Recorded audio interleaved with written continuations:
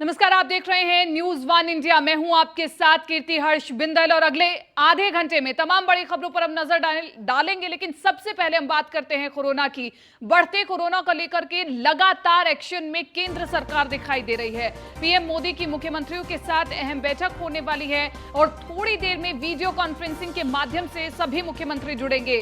PM Modi देश भर में कोरोना की स्थिति की समीक्षा करेंगे। गृह मंत्री अमित शाह, स्वास्थ्य मंत्री मनसुख मंडाविया भी साथ में मौजूद रहेंगे। कोरोना की बूस्टर डोज को मुफ्त में देने का प्रस्ताव भी जारी हो सकता है। और इसी के साथ साथ केंद्रीय स्वास्थ्य सचिव बैठक में बढ़ते मामलों पर प्रेजेंटेशन देंगे।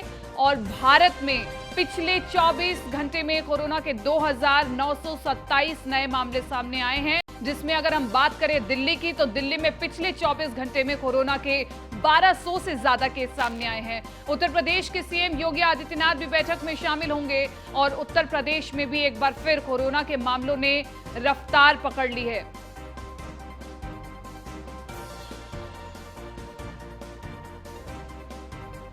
तो लगातार मामले सामने आ रहे हैं। 24 घंटे में 75 नए मामले गाजियाबाद में सामने आए हैं। पीयूष तिवारी ज्यादा जानकारी के साथ मेरे सहयोगी जुड़े हुए हैं लाइव। पीयूष तिवारी, एक तो चौथी लहर की चर्चा चारों तरफ हो रही है और ऐसे में तमाम राज्य सरकारें तो अब एक्टिव मोड में नजर आ ही रही हैं, लेकिन इसी के साथ साथ केंद्र सरकार भी एक्टिव मोड में नजर आ रही है और इसीलिए आज अहम बैठक रखी गई है। पीयूष जी बिल्कुल, देखिए प्रधानमंत्री ने हमेशा से ही कोरोना के मामले को काफ़ी सख्ती से लिया है और जिस प्रकार से दिशा निर्देश स्वास्थ्य मंत्रालय की ओर से जारी किए गए थे पिछली बार भी और अभी की बात करें तो थोड़ी देर में एक बैठक बुलाई गई है। ये बैठक वर्चुअली तौर पे होगी, जिस सभी राज्यों के मुख्यमंत्री शामिल होंगे। हालांकि जो मुख्यमंत्री इस वर्चुअली बैठक में शामिल नहीं हो पाएंगे, उस राज्य के स्वास्थ्य से जुड़े जो बड़े अधिकारी हैं वो इस बैठक में शामिल होंगे और बताएंगे कि उस राज्य में अगर चौथी लहर आती है तो उसको लेकर क्या कुछ तैयारियां है, किस तरीके से अस्पतालों में व्यवस्था की गई है, कोरोना वार्ड की क्या कुछ स्थितियां है, कितने बेड्स है। इसके साथ ही अगर हम बात करें खासतौर पे देखिए करीब करीब देश में 2900 से ज़्यादा जो मामले हैं कोरोना के पिछले 24 घंटे में आए हैं। इसके अलावा अगर हम दिल्ली की बात करें तो करीब 1200 से ज़्यादा कोरोना के मामले आए। एक तरफ जहां देखा जा रहा था कि कोरोना के मामले कहीं ना कहीं अब धीरे धीरे कम हो रहे हैं, लेकिन अचानक से पिछले 14 से 15 दिनों में जिस प्रकार से बढ़ोतरी हुई है कोरोना के केसेस में, इसको देखते हुए केंद्र सरकार काफ़ी सक्रिय नजर आ रहा है। स्वास्थ्य जो मंत्रालय है वो लगातार दिशा निर्देश जारी कर रहा है। आपने देखा होगा कि कई राज्यों में मास्क की जो अनिवार्यता थी उसको खत्म किया गया था। हालांकि अब धीरे धीरे इसकी अनिवार्यता बढ़ाई गई है, खासतौर पे उत्तर प्रदेश की बात करें या दिल्ली की बात करें। इसके अलावा अगर हम बात करें तो स्वास्थ्य सचिव हैं राजेश भूषण, वो प्रेजेंटेशन दें कि किस प्रकार से किन राज्यों में कोरोना के ज्यादा केसेस आ रहे हैं, क्योंकि अगर हम बात करें तो करीब 12 राज्यों में कोरोना के केसेस ज्यादा आ रहे हैं। चौथी लहर की अंदेशा जो स्वास्थ्य से जुड़े बड़े अधिकारी हैं वो जता रहे हैं। ये जो चौथी लहर आएगी ये भी काफी खतरनाक बताई जा रही है। हालांकि बच्चों को लेकर भी स्वास्थ्य मंत्रालय इस बार भी चर्चा कर रहा है कि क्या फिर से स्कूल बंद करने की जरूरत आ सकती है। इसको लेकर भी आज इस बैठक में जब मुख्यमंत्रियों से मुखातिब होंगे, खुद प्रधानमंत्री और गृहमंत्री अमित शाह भी इसमें मौजूद रहेंगे, तब इस विषय पर भी चर्चा किया जाएगा क्या फिर से स्कूलों को बंद किया जाए, क्योंकि जब भी कोरोना की लहरें आई हैं तो खासतौर पर बच्चों को काफी प्रभावित करी है। इसके अलावा ऑक्सीजन सिलेंडर की क्या कुछ व्यवस्थाएं, कितने ऑक्सीजन सिलेंडर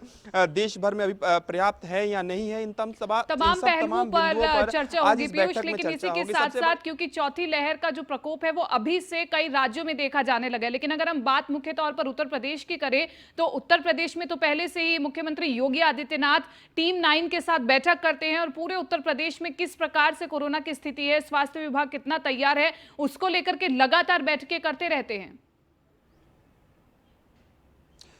जी बिल्कुल, देखिए सबसे बड़ी बात है कि भारत में अगर हम बात करें तो उत्तर प्रदेश का कोरोना मैनेजमेंट जिस प्रकार से उत्तर प्रदेश ने किया था, योगी सरकार के पहले कार्यकाल की बात करें या दूसरे कार्यकाल में, जब भी कोरोना की लहरें प्रभावी हुई हैं उत्तर प्रदेश या देश भर में, तब योगी सरकार के मैनेजमेंट या टीम 11 की बात करें, जिस प्रकार से अलग अलग जिलों में जिस प्रकार से निगरानी कराई गई, कोरोना वार्ड्स बनाए गए और उत्तर प्रदेश ने एक मिसाल पेश की जिसकी तारीफ खुद प्रधानमंत्री ने भी पिछली बार किया था। तो निश्चित तौर पर योगी आदित्यनाथ इस मामले में भी सक्रिय नजर आ रहे हैं और यही कारण है कि लगातार जो एहतियात बरतने के जो दिशा निर्देश हैं वो जिलों के डीएम को दिए गए हैं कि अगर जरूरत पड़ती है तो कोरोना वार्ड्स की साफ सफाई फिर से कराई जाए, वहां पे ऑक्सीजन की व्यवस्था कराई जाए और किसी भी मरीज अगर कोई मरीज आता है तो उसकी देखभाल की जाए, निगरानी की जाए, क्वारंटीन उसे कराया जाए। इसके अलावा भी मास्क को लेकर भी अनिवार्यता कहीं ना कहीं अब यानी कि बढ़ा दी गई है। तमाम वो जो सैनिटाइजेशन पे रूल्स जो काम चल पहले रहा चल है। रहे थे वही रूल्स एक बार दोबारा से लागू होने वाले हैं, ऐसे आसार नजर आ रहे हैं। और इसी को देखते हुए केंद्र सरकार और तमाम राज्य सरकारें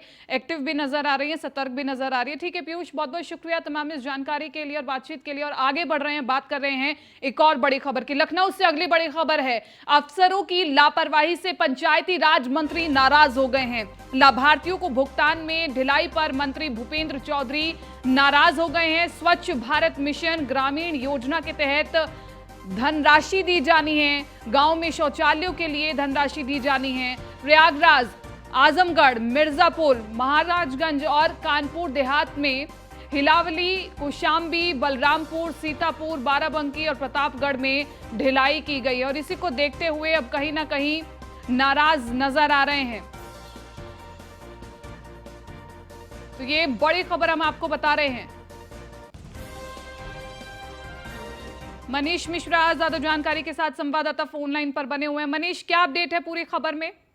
जी देखिए, आपको बता दूं कि अफसरों की जो जिस तरीके से लापरवाही है उसको देखते हुए पंचायती राज मंत्री भूपेंद्र चौधरी ने कड़ा रुख अपनाया है। और आपको बता दूं, समीक्षा के दौरान उनको पता चला था, उनके संज्ञान में आया था कि जो स्वच्छ भारत मिशन है, जिसमें ग्रामीण का था, जिसमें शौचालय बना था, हर घर शौचालय, जो कि ड्रीम प्रोजेक्ट है न केवल राज्य सरकार का बल्कि केंद्र सरकार का, मोदी का हर घर शौचालय हर घर जल का जो ड्रीम प्रोजेक्ट है, उसमें ये देखने को मिला है कितनी बड़ी लापरवाही है।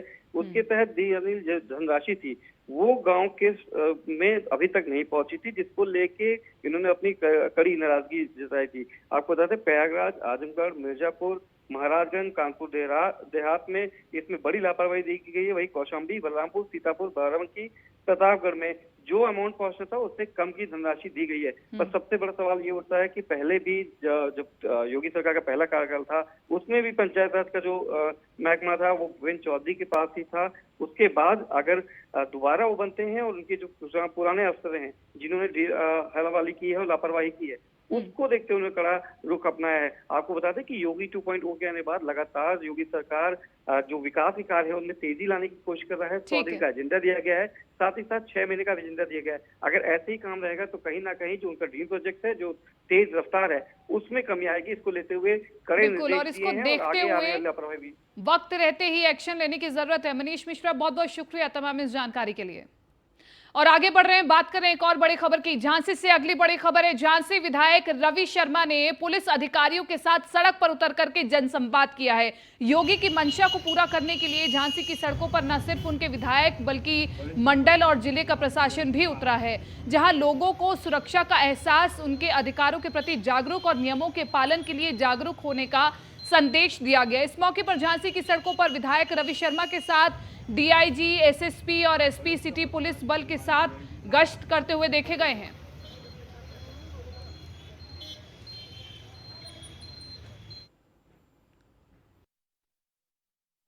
देखिए, आपको बता दें कि आगामी त्योहारों को लेके पूरा पुलिस प्रशासन झांसी का रोड पे कंटिन्यू रहता है। हर दिन फुट पेट्रोलिंग होती है। हमारे साथ हमारे रेंज के अध्यक्ष माननीय डीआईजी महोदय हैं, साथ ही साथ हमारे जो ऑफिसर्स हैं पुलिस प्रशासन के वो हैं, सिटी मजिस्ट्रेट साहब हैं।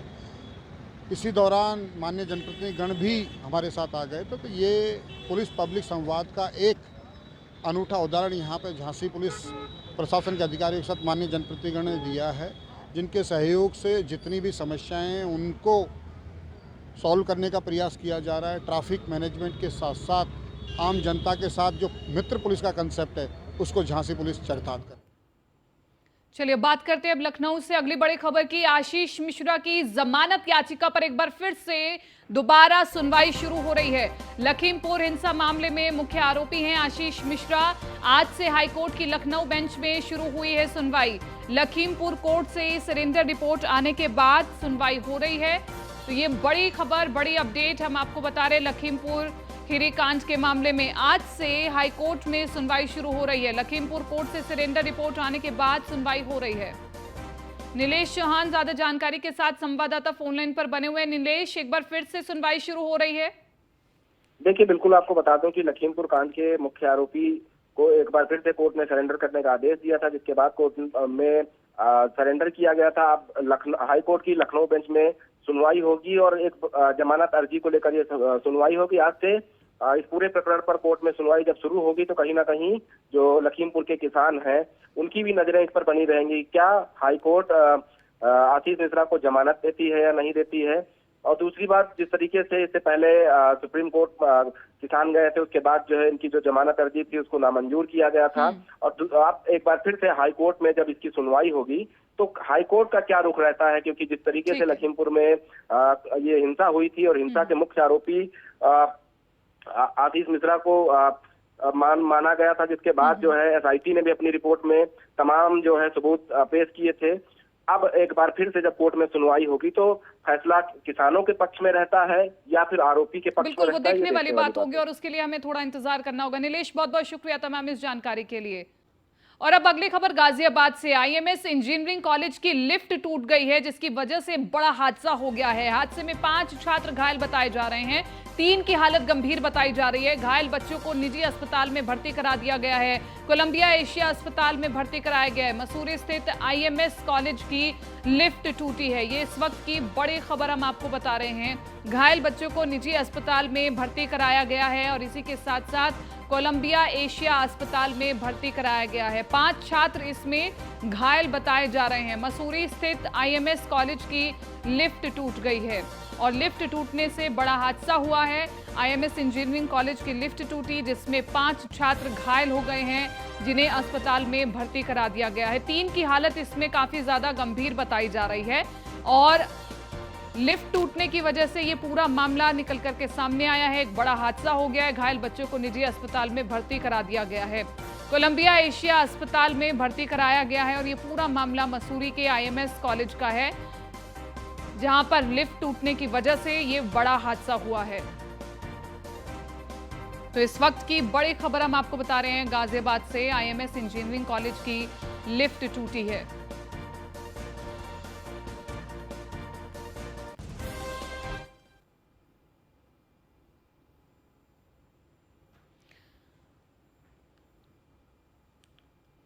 और रुक करेंगे अगली खबर की ओर। संभल में तेज रफ्तार का कहर देखने को मिला है। बाइक ने 2 मासूम समेत महिलाओं को रौंद दिया है और वहीं बाइक की चपेट में आने से एक मासूम की मौत हो गई है, जबकि 2 लोग घायल हैं। मृतक के परिजनों में कोहराम मच गया है। गुस्साए परिजनों ने थाने में पहुंच करके हंगामा किया है। पुलिस ने मामले को शांत करा करके शव को पोस्टमार्टम के लिए भेज दिया है। वहीं पुलिस ने बाइक चालक को गिरफ्तार कर लिया है। मामला बहजोई कोतवाली के लहरावन गाँव के पास का है। बड़ी खबर संभल से, जहां पर 2 मासूम समेत एक महिला को रौंदा गया है।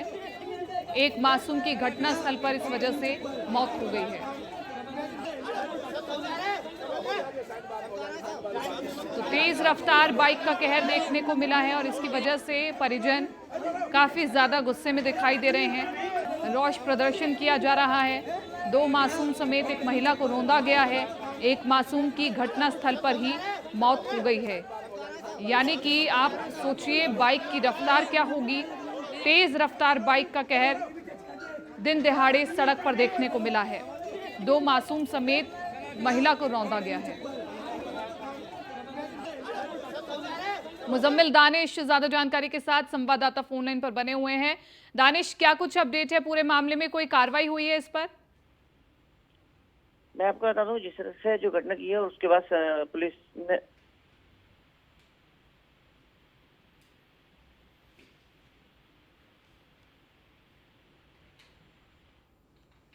दानिश, क्या कुछ अपडेट है पूरी खबर में? मैं आपको बता दूं, जिस तरह से तेज रफ्तार के जो बाइक पे 2 मासूम सहित महिला को रौंदा है और दोनों मासूम घायल हैं, जिसमें कि एक मासूम की मौके पर मौत हो गई है। फिलहाल वहां पर जिस तरह से घटना की बात की गई है, अधिकारी वहां पहुंच गए हैं और शव को कब्जे में ले गया है। फिलहाल जो बाइक सहित चालक उसको गिरफ्तार कर लिया गया है, उसके खिलाफ कानूनी कार्रवाई की जा रही है।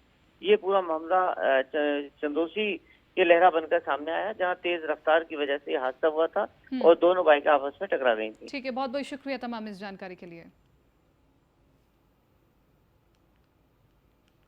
और अब बात प्रयागराज की करेंगे। प्रयागराज में 5 लोगों के हत्याकांड का मामला है। 5 दिन बीत जाने के बाद पुलिस के हाथ अभी तक खाली हैं। 100 से ज्यादा संदिग्ध से पुलिस पूछताछ कर चुकी है। हत्याकांड के खुलासे के लिए पुलिस ने 7 टीमें लगाई हैं। थरवई थाना क्षेत्र के खेवराजपुर का ये पूरा मामला है, जहां पर 5 लोगों की हत्या हुई थी। हत्याकांड के खुलासे के लिए पुलिस ने 7 टीमें लगाई हैं, लेकिन ये 7 टीमें अभी तक कुछ हासिल कर नहीं पाई हैं। 5 दिन बीत चुके हैं और अभी तक पुलिस को कोई सुराग हासिल नहीं हुआ है।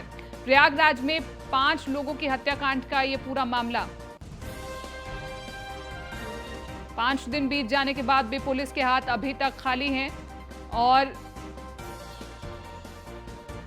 अभी तक पुलिस इस पूरे मामले में जांच कर रही है। राज बहादुर ज्यादा जानकारी के साथ संवाददाता फोन लाइन पर बने हुए। राज बहादुर, क्या अपडेट है पूरे मामले में? जैसे कि बता दो, प्रयागराज में 5 हत्याओं से दहला था संगम नगरी प्रयागराज, जिसमें अभी तक आज 5वां दिन है, जो कि पुलिस के हाथ में अभी कोई सुराग ऐसा नहीं लगा है जो अपराधियों के तक पहुंच सके। जिसमें से पुलिस ने 100 लोगों से पूछताछ कर रही है, जो कि अभी कोई सुख्ता सबूत नहीं मिल पाया है कि जो अपराधी तक पहुंच सके। फिर बात यह है कि पुलिस की 7 टीमें लगी हुई है। आज 5 दिन हो गया है। 5 दिन के बाद भी पुलिस को बड़ी कामयाबी नहीं मिली है।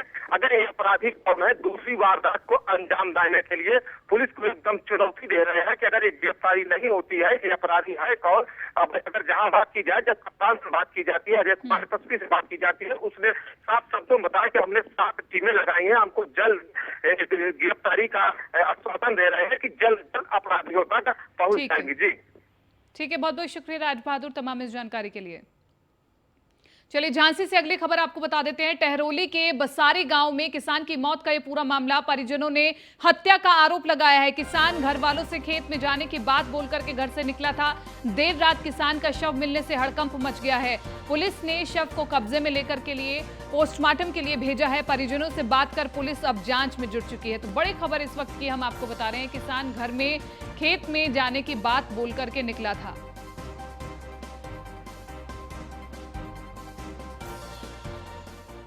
और गोरखपुर के खुराबार थाना इलाके के रायगंज में एक तरफा प्यार में युवती और उसके मां बाप की धारदार हथियार से युवक ने हत्या कर दी। वहीं मां बाप और बहन को खो चुका 12 साल का अक्षय सुबक सुबक कर रो रहा था, तो ढांढस बंधाने वालों की आंखें भी डबडबा गई। दूसरी तरफ राप्ती नदी के तट राजघाट पर जब एक साथ 3 चिताएं जली तो सबकी आंखें नम हो गई। जिसने भी 3 चिताओं को देखा वो रो पड़ा। राजघाट पर 12 साल के अक्षय ने माता पिता और बहन को जब मुखाग्नि दी तो फफक पड़ा।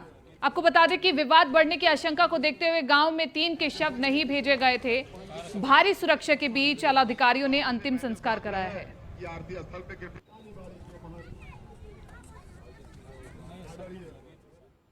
चलिए अब आगे बढ़ते हैं। गोरखपुर में सर्वाधिक विवेचना निस्तारण करने वाले सोनबरसा चौकी प्रभारी को सम्मानित किया है। पुलिस चौकी प्रभारी मदन मोहन मिश्रा को डीआईजी जे रविंद्र गोंडा ने सम्मानित किया है और 1 महीने में सर्वाधिक विवेचना निस्तारण करने पर प्रशस्ति पत्र देकर सम्मानित किया है। इस अवसर पर एसएसपी एसपी नॉर्थ भी मौजूद रहे हैं और बधाई दी है। तस्वीरें हम आपको दिखा रहे हैं।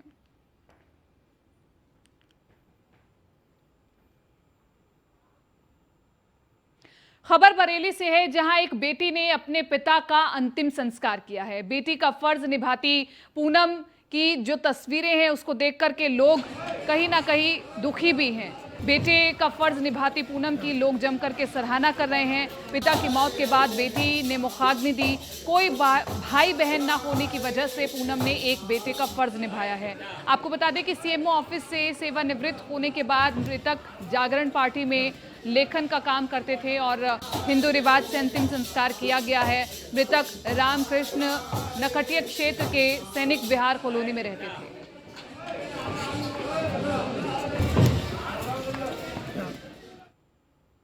आगरा से अगली बड़ी खबर की ओर रुख कर लेते हैं। सीबीएसई बोर्ड की मुख्य विषय की परीक्षा आज से शुरू हो रही है और जिले में 32 परीक्षा केंद्रों पर परीक्षार्थी परीक्षा दे रहे हैं। 12 परीक्षा केंद्रों पर 12,606 परीक्षार्थी परीक्षा दे रहे हैं। 10वीं में 14,075 परीक्षार्थी परीक्षा दे रहे हैं। कोविड गाइडलाइन का कड़ाई से पालन भी कराया जा रहा है और इसी के साथ साथ परीक्षा केंद्रों पर मास्क लगाकर आना अनिवार्य कर दिया गया है और इसी के साथ साथ तमाम परीक्षा केंद्रों में सीसीटीवी कैमरे भी लगाए गए हैं ताकि बच्चे नकल से बच सके और इसी के साथ साथ क्योंकि कोविड की भी लगातार बात हो रही है तो कोविड गाइडलाइन की कड़ाई से पालना भी हो रही है। According to CBSE norms, we have provided our level best every damn thing out here. Like mask, if any children is not coming with the mask, we are providing to them. Then sanitizer is there. Even the drinking water arrangements are there at different places. Even the toilets are very much equipped and very much sanitized, so that we should not have any problem. नकल को रोकने के लिए पूरी checking की है। Of course, we have got the flying squad of this institute also. Plus, even the outsiders are coming of CBSE to take care of that. According to CBSE norms.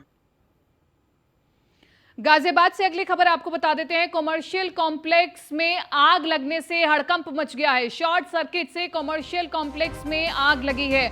Commercial complex में आग बुझाने की कोशिश लगातार जारी है। Gate थाना क्षेत्र के आर्य नगर की पूरी घटना बताई जा रही है। तो इस वक्त की बड़ी खबर हम आपको बता रहे हैं गाजियाबाद से। कमर्शियल कॉम्प्लेक्स में आग बुझाने की कोशिश लगातार जारी है। कमर्शियल कॉम्प्लेक्स में आग लगी है और अभी भी कोशिश जारी है कि इस आग को बुझाया जा सके जल्द से जल्द। सिहानी गेट थाना क्षेत्र के आर्य नगर की पूरी घटना बताई जा रही है।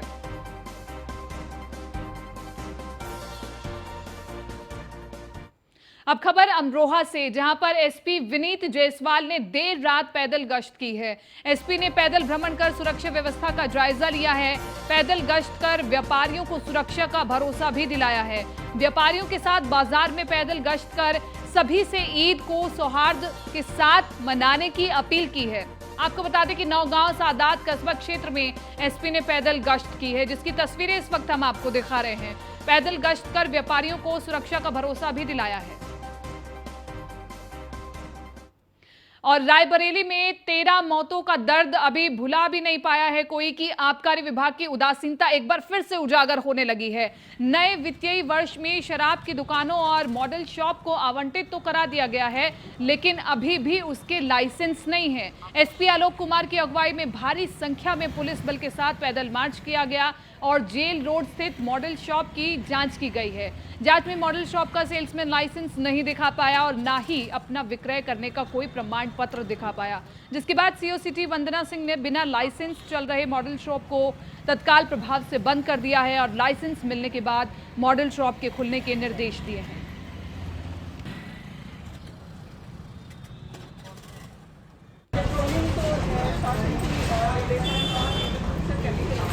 और इस समय अभियान चल रहे हैं, तो आबकारी चेकिंग का अभियान चल रहा है और जो हमारा नॉइस पोल्यूशन है उसको नियंत्रित करने के लिए जगह जगह जो लाउड स्पीकर चलेगा।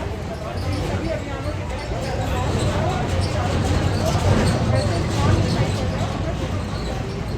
मॉडल्स आपकी चेकिंग किया जा रहा है यहाँ पे। ये अभी जैसे कि बता रहे हैं कि इनका लाइसेंस हो चुका है, क्योंकि ये दिखाने में असमर्थ है, इसलिए दुकान बंद कराई जा रही है इनकी। जब तक लाइसेंस नहीं होगा, ऑथराइज्ड सेल्समैन कौन है, चौधरी क्या है, इसके बिना दुकान पेट्रोलिंग तो उत्तर प्रदेश में गुंडे माफियाओं के खिलाफ बाबा का बुलडोजर लगातार कार्रवाई कर रहा है और अवैध अतिक्रमण पर बुलडोजर ताबड़तोड़ कार्रवाई कर रहा है। जौनपुर में सदर तहसील प्रशासन और लाइन बाजार थाने की पुलिस ने कई बीघे जमीन को कब्जे से मुक्त कराया और अवैध संपत्ति पर बनाए गए मकान को ध्वस्त कर दिया गया है। जौनपुर से सीधा हम तस्वीरें आपको दिखा रहे हैं, जहां पर कई बीघा जमीन पर बुलडोजर चला है, अवैध अतिक्रमण पर यह बुलडोजर चला है।